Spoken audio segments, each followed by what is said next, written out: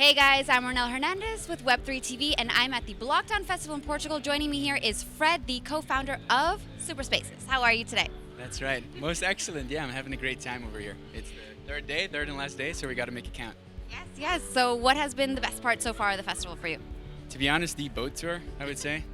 I'm not sure if you've been. Yeah, that was a wild one. Bored Ape yacht tour, literally on a yacht. That was memorable, and it's also super memorable to just meet the folks that I know from Twitter. Finally, IRL. That's always a special connection. So, yeah. Awesome. And I know that you were just up on stage, so if you could tell us a little bit more about your talk, please. Absolutely. So I was talking about how to empower the next generation of creators, and it was a very specific talk about Twitter Spaces. I don't know if you know about Twitter Spaces, if you've been in one. I moderated one once, actually. Sweet. Yeah, so it's something that's coming up a lot, and for those that don't know, it's a sort of a live stream where you can come up with 50, hundreds of speakers at the same time, get diverse voices heard, and really build community. And so I've been spending thousands of hours on Twitter Spaces myself. At some point I got really, really frustrated because I was ending the space and I only got one number, which was the audience number, and I never knew who came, which were my biggest fans that returned, who threw up, a laughing emoji when I hit my third dad joke in a row. and that's kind of data that's important, right? How does the audience connect with us? And so we built a growth analytics tool to help creators in Web3 with this. So that's what SuperSpaces does. That's what SuperSpaces does, right? And I was giving the analogy up on stage that Spotify sort of made audio podcasting big, created $1 billion industry, and Twitter is going to do just that with Twitter Spaces, but in the live audio realm. And what is striking and why I started the company is that you have a top 100 leaderboard in the Spotify podcast. They all get sponsorship money. All the Web2 brands, all the Web3 brands are interested in getting into this medium. Now, where's this top 100 list, the leaderboards for the Twitter Spaces hosts and for the speakers?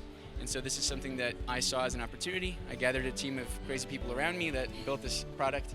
And we got to market just 6 months ago, and it's an exciting ride, yeah. Okay, I see. So then why focus on Web3? Like, why are you specifically at a crypto conference to promote SuperSpaces? It is a great question. One of my mentors once told me that you have to focus with your go-to-market on what you're most passionate about. And I just don't see any other way that the web is headed. Like, I think both from a brand community and a creator community standpoint, it's going to be a future whereby people are going to be rewarded for their contributions to online communities, where they're going to collect points, badges, what have you, collectibles, and they're going to have shared experiences together that are super meaningful. And Web3 underpins this, and we want to get ahead of the trend. And what would you say to someone who thinks that Web3 is just a mere buzzword? How would you explain it to them? I always say you can't put the genie back in the bottle. So you can leave out the buzzword. Stop talking about Web3, stop talking about NFTs, call it whatever you want. But you know it already from so many other platforms, like on Reddit you had points, karma points, right? Those are things that were off-chain, that we're just now bringing on a blockchain because that's just the best way to organize it and create trust. And so call it what you want, it's here to stay, you can't put the genie back in the bottle, that's what I'd say. Okay, I like that. And would you consider those maybe like gamified elements then? All these badges and points that you get? Is that a better way to put it? Yeah, I think, look, the internet is going to resemble a lot of an MMORPG, I'm sorry. So like a role-play game online whereby we level up, create meaningful friendships and relationships for magic internet money. And hopefully, this is going to enable a lot of friendships, a lot of good careers that are sustainable, even from the parts of the world that, have troubles connecting with the internet just yet. But they're going to come on board, and they're all going to want to play games with their friends online. So I do think that's the way to go. Okay, and when you say magic internet money, do you mean crypto, or what else are you referring to? Okay. That's right. Not specifically that token, because I know there was a token out there that was called that, but I'm referring to Bitcoin, Ethereum, right?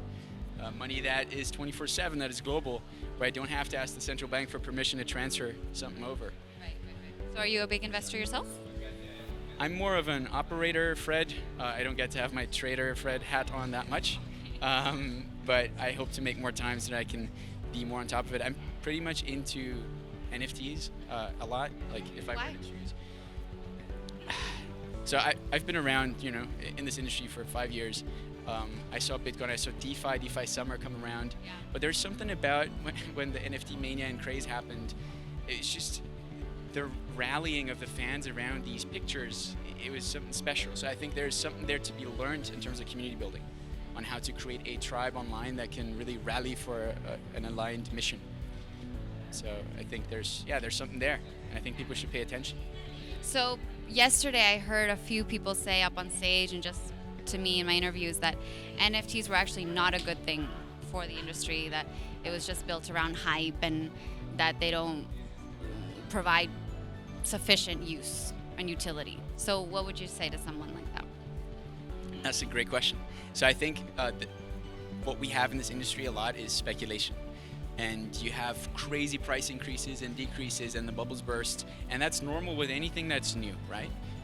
We don't know how to price it. There's like a tug of war. And I think NFTs actually are a little bit misunderstood. I think rather than a financial instrument only to gamble on silly pictures, I think it is much more of a glue, a fundamental technology to connect people online, where you can have really shared experiences, peer-to-peer exchange of digital assets. And much like we had Pokemon cards and other Yu-Gi-Oh cards as Collectibles. There's just no future without that digitally. You can't convince me of that. And so that's what I'd say to that. All right, I like that. Well, thank you so much for your time today, Fred. It was fun.